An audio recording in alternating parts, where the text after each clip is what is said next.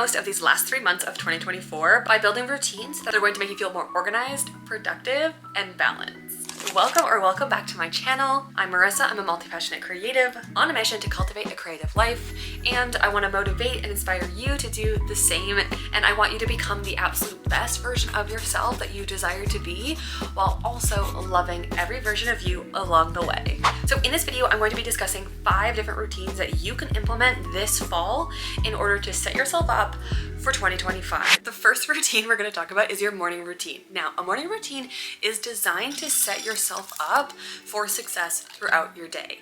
Now, this does not mean you have to wake up at 4 or 5 a.m. and do absolutely everything under the sun in order to have a successful morning routine.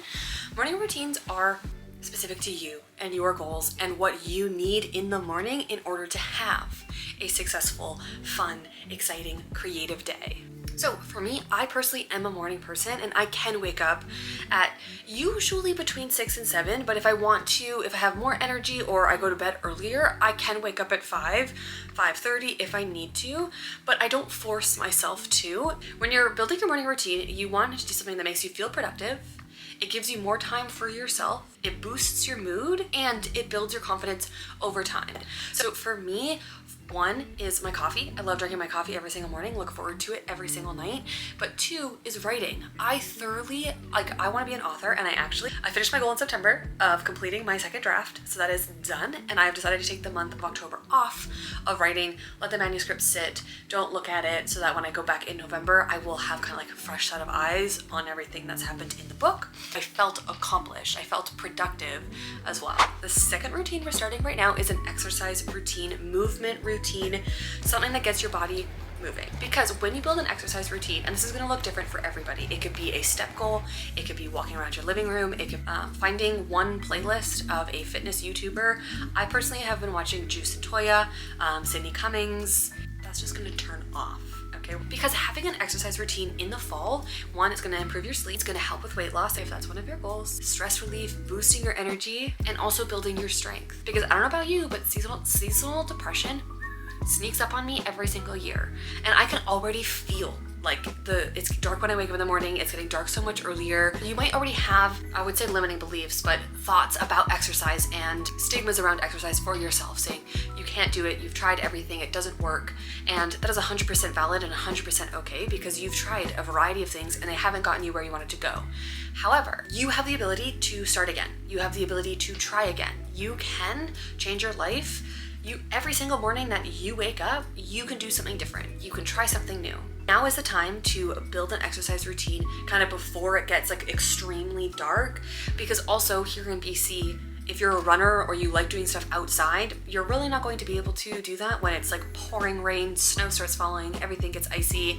And so either adapting now to having 1 or 2 things that are either in a gym, at a location, or home workouts, establishing those routines now is going to help you maintain it long term throughout the winter. The third routine we're going to create together is less screen time routine. Be conscious of how often you are on your phone. Is it the first thing you use when you wake up in the morning? Is it the last thing you do at night? Do you scroll for 2-3 hours before you go to bed? So it will be beneficial to you to just put that phone down at certain points of your day. Allocate whole days, a no phone day. You can allocate at 6 p.m. you don't touch your phone again until the morning. Maybe if you wake up at 7 a.m. and you have to be at work by 9, you don't touch your phone till like 8:30. Obviously, you have to check your phone for work and stuff. That'd be different. But for the most part, you're not going to socialize or go on social media and doom scroll within the allotted no screen time. Because we are so addicted to our phones, and believe me, I am trying with this one as well, because I do doom scroll. We all do. It's so easy. I'm just gonna go on TikTok for 15 minutes. 3 hours goes by and you're like, hey, wait, where'd my whole evening go? If you manage to save time by putting your phone away, instead of scrolling for 3 hours at night, you only scroll for half an hour.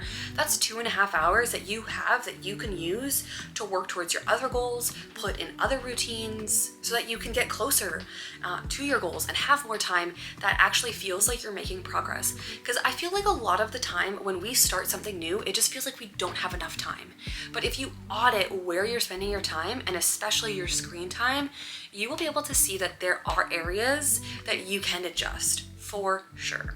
because having less screen time can lead to a better sleep, reduced eye strain, reduce your anxiety, help you stay in the moment because you're actually doing other hobbies and things that aren't comparing yourself to other people. And like I already said, it'll help you progress towards your goal because you actually have the time to put towards the things you want to do. And the fourth routine is a reflection routine. This can be daily or weekly, just depending on where you're at in your life or how often you can do it.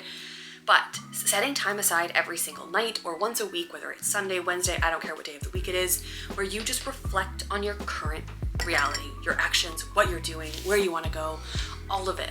Assess your goals, your progress. It's going to help with your personal development, increase your self-awareness. You're going to be able to understand your wins no matter how small, because sometimes when we go throughout our monotony, our day-to-day, we don't actually like sit down and congratulate yourself. So I said at the beginning of this that I finished my second draft of my novel, and like it was a Sunday evening and at 8 p.m. and I typed the end, and I was like, I kind of sat there in this like surreal moment being like, whoa, I've been working towards this goal for how long, and I've actually just finished it. I closed my laptop and went to bed. Like that was it. That was me completing my goal. And it was like this jarring feeling of like, hey, whoa, we actually accomplished this, but also like, what do we do now? It was this weird like limbo that I was in, but I have to actually sit down and congratulate myself for doing that. Being like, celebrate it, okay? Pat yourself on the back, round of applause. Because that is a huge accomplishment. And then also by doing your daily reflections, you will recognize your pattern. So for women or people who menstruate, you'll be able to catch your cycle, and on certain days of the month or certain like periods of the month where you are so unmotivated, you're most likely in your luteal phase. And when you're super like excited, gung-ho, planning, energized, you're probably in your follicular phase. And being able to recognize these patterns or your processes, or even let's say triggers. So let's say you have a really at work or something goes wrong and then something else goes wrong and it's all piling up. How do you react? What is your first instinct? And for me, I use food as comfort. I dissociate so I don't have to think about anything. And then I also spiral with my thoughts in terms of sucks, life sucks, why am I even trying to accomplish XYZ goal?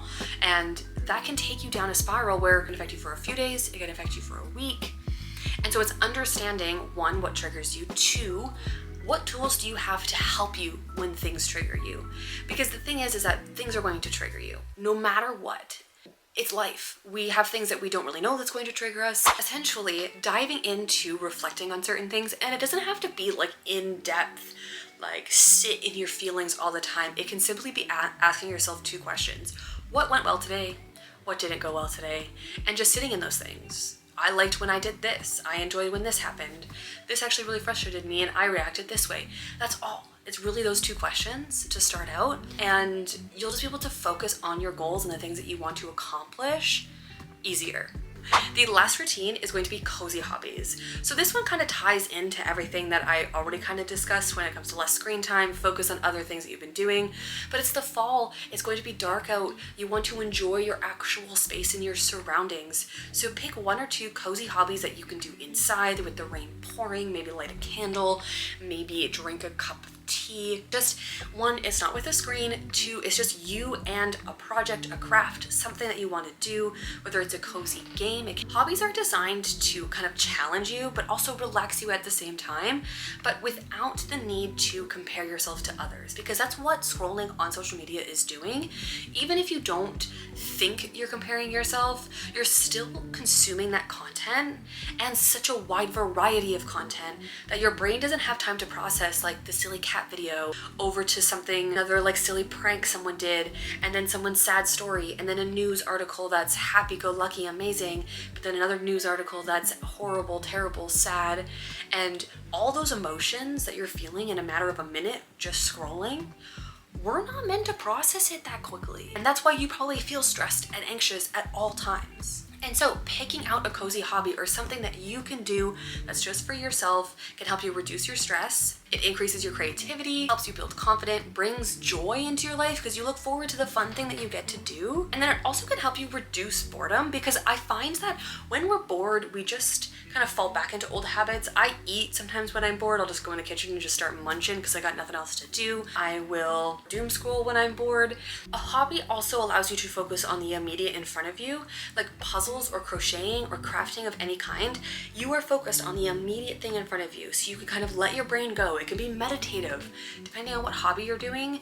Now, I will point out that like video games or doing video games, sometimes you get frustrated because you don't pass the level or like you're on the same thing. So that might not be as relaxing as you think it would be, but this will try it. So those are all 5 routines that you can build right now in order to feel organized, balanced, and productive this fall in order to set yourself up for 2025. So that is everything that I have for you in this video. If you enjoyed it, please hit like, and if you can subscribe so you don't miss any of my videos, I will see you in the next one.